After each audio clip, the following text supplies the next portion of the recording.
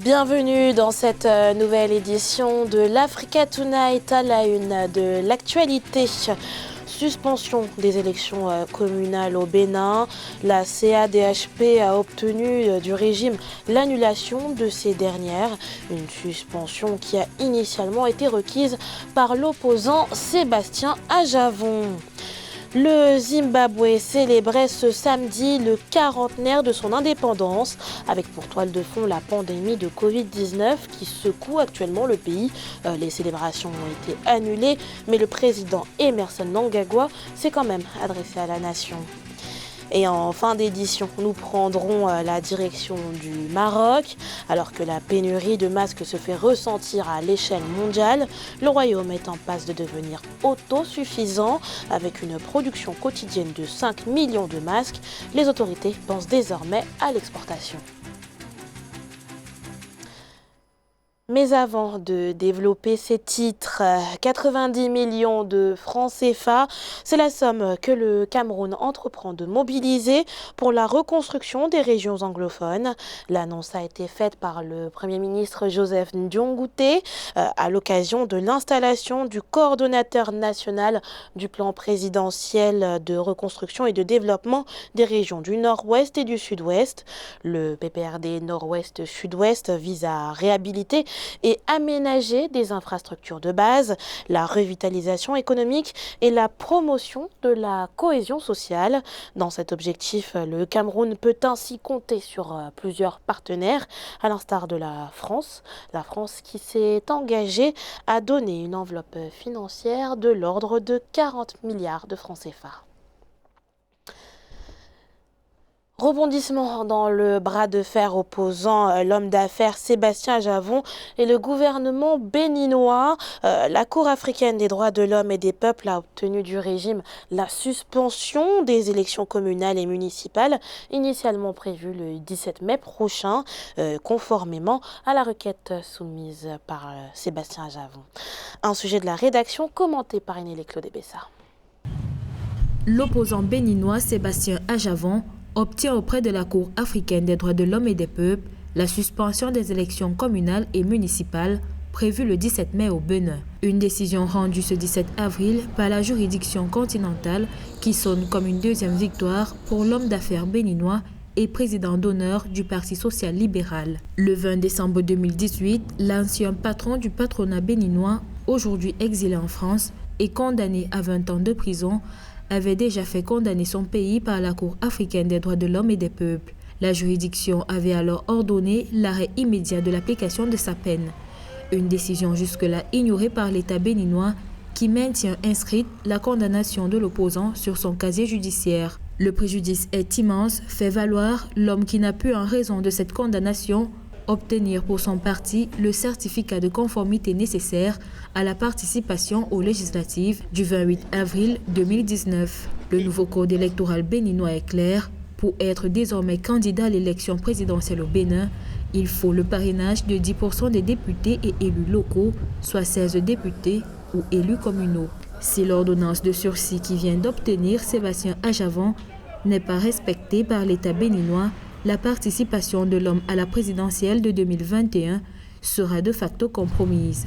Il n'appartient pas à une juridiction de s'immiscer dans le processus électoral d'un pays souverain, soucieux du respect de sa constitution qui l'oblige à organiser des élections à bonne date. Aucune institution au monde n'a jamais eu cette prétention-là, même la CEDEAO, qui est une institution de proximité, n'est jamais allée aussi loin. Une tonalité qui ne semble pas faire mystère de la suite que compte donner l'État béninois à l'ordonnance de la juridiction continentale. Mais le camp Ajavon prévient, le Bénin ne peut éperdument et sans conséquence ignorer les décisions de la plus haute juridiction du continent.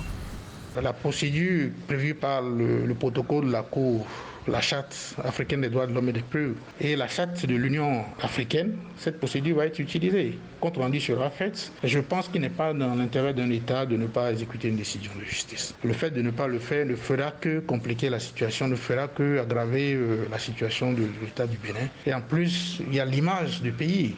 Lorsqu'un État prend des engagements internationaux, il est de son devoir de les respecter. J'espère que la raison va prendre le dessus et que les décisions seront exécutées. Pour rappel, l'opposant béninois Sébastien Ajavon a été condamné le 18 octobre 2018 à 20 ans de prison par la CRIET, la Cour de répression des infractions économiques et du terrorisme, pour trafic de drogue. Une affaire dans laquelle il avait pourtant été relaxé en 2016. Si la Cour africaine des droits de l'homme et des peuples émet encore des réserves par rapport à la CRIET, créée en 2018, pour l'opposition béninoise, elle est essentiellement destinée à faire condamner de façon arbitraire les opposants et éliminer tout concurrent du président Patrice Talon pour la présidentielle de 2021. Le 18 avril 1980 naissait la République du Zimbabwe. Le pays célébrait ce samedi le 40aire de son indépendance. 40 ans de souveraineté, notamment marquée par des crises économiques et aujourd'hui une crise sanitaire sans précédent.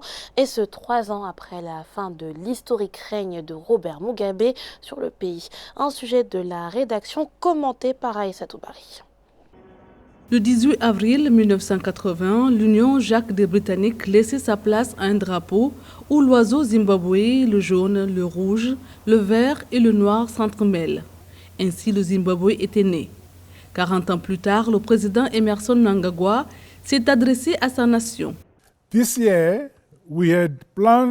Cette année, nous avions prévu de célébrer cette grande occasion dans la province de Bulawayo et débuter ainsi une nouvelle manière décentralisée de célébrer cette journée importante pour le pays. Le pays est quasiment à l'arrêt depuis 2 semaines. Face à la vitesse de propagation du Covid-19, notamment en Afrique du Sud voisine, l'option d'un confinement total s'est vite imposée à l'exécutif. Une guerre contre un ennemi invisible pour laquelle le président Mnangagwa a tenu à rassurer les troupes. Aujourd'hui, notre tâche consiste, à cause du Covid-19, à rester chez nous, à garder nos distances et à nous laver les mains. En plus, nous devons énormément produire. C'est de cette façon que nous allons sauver des vies et notre économie.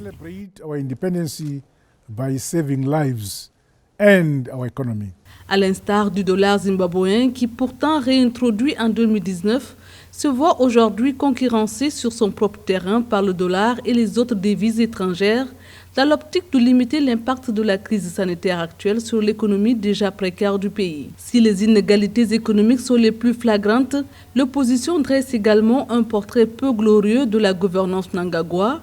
Cette dernière accuse notamment le chef de l'État de perpétuer le régime de son ancien allié, ex-président du pays Robert Mugabe. Dans l'actualité également, la Namibie, le pays a consacré 64 millions de dollars à l'adaptation au changement climatique et à l'environnement. Des fonds mobilisés grâce au Fonds vert pour le climat, au Fonds pour l'environnement mondial ainsi qu'au Fonds pour l'adaptation. Ces investissements étalés sur ces 5 dernières années ont notamment permis la concrétisation de 9 projets mis en œuvre dans différents domaines. Et parmi ces projets, 5 ont vu le jour grâce à la coopération bilatérale avec l'Allemagne à travers la GIZ ainsi que la Banque allemande de développement, représentant ainsi la moitié de ces investissements.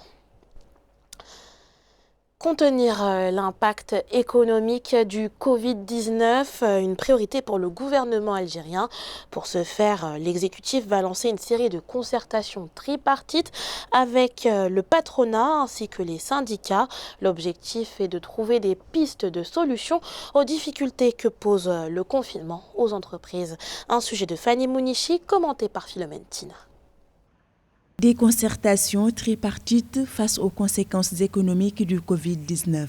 Le Premier ministre algérien Abdelaziz Djerad a annoncé des consultations sectorielles entre le gouvernement, les organisations patronales et les syndicats afin d'évaluer l'impact de la pandémie sur la vie économique du pays. Annonce saluée par le Forum des chefs d'entreprise. Le Forum des chefs d'entreprise accueille avec satisfaction l'instruction du Premier ministre d'engager dans les plus brefs délais la concertation avec les organisations patronales et les syndicats sur la situation des entreprises et proposer des mesures pour atténuer les effets induits par le Covid-19. Les concertations menées devront permettre une évaluation par secteur mais également apporter des solutions aux moyens de maintenir l'activité économique tout en respectant les mesures de prévention prises contre le coronavirus. La sauvegarde des emplois restant la principale préoccupation. Il y a une réunion que le patronat et les syndicats ont demandé à tenir avec le gouvernement pour voir dans cette conjoncture difficile comment préserver le tissu productif et notamment l'emploi. N'oublions pas que le secteur privé concourt à plus de 60 à 70% de l'emploi global. Mais n'oublions pas aussi que 50% de la population active, entre 45 et 50%, est dans la sphère informelle sans protection sociale. Bon, tout ça, ça a un impact effectivement sur le social. Il y a un élément de solidarité nationale à travers tout le pays. Les recommandations issues de ces concertations seront ensuite transmises aux plus hautes autorités du pays. Les plus urgentes feront l'objet d'un examen avant le 23 avril. Les masques de protection, un enjeu crucial dans ce contexte mondial de lutte contre la pandémie de Covid-19. Et le Maroc n'y échappe pas. Après avoir rendu obligatoire le port de ces protections, le Royaume s'est lancé dans une production massive de ces derniers. Une production qui pourrait non seulement rendre le pays autosuffisant, mais aussi le propulser sur le marché des pays exportateurs de masques. Un sujet de la rédaction commenté par Neil et Claude Bessa. Et si le Royaume du Maroc devenait un exportateur de masques? Dans un contexte de pénurie mondiale, le Royaume est en effet en passe d'atteindre l'autosuffisance en masques. L'Association marocaine des industries du textile et de l'habillement pense désormais à l'exportation. Une fois le besoin prioritaire du Maroc couvert, notre industrie orientera une partie de ses capacités de production à l'export. Rendu obligatoire dans le cadre de la lutte contre la propagation du Covid-19, le port de masques a suscité une montée en puissance de la production de ces derniers. Une obligation d'où est née la collaboration entre l'AMIT et le ministère de l'Industrie, du Commerce, de l'Économie verte et numérique, dont le résultat est la production quotidienne de 5 millions de masques. Ce qui, une fois l'autosuffisance véritablement atteinte, pourrait représenter une véritable aubaine économique pour le pays. Dans une situation telle que celle qu'on vit actuellement, si le Maroc se positionne comme leader en production de masques, ce serait une bonne chose. Le Maroc pourrait donc ravir la place à la Chine et devenir un pays africain bien coté dans la production de masques de qualité. Au-delà de la production de masques, il est à noter que dans ce contexte de lutte contre le coronavirus, l'industrie marocaine a totalement revu son plan de bataille, à l'image de la société d'études et de réalisation mécanique de précision, spécialisée dans la production des ensembles mécaniques aéronautiques, s'est reconvertie dans la fabrication de respirateurs artificiels. Ce journal a été préparé par l'ensemble de la rédaction. Merci pour votre fidélité. Dans un instant, une nouvelle édition de l'information sur Africa.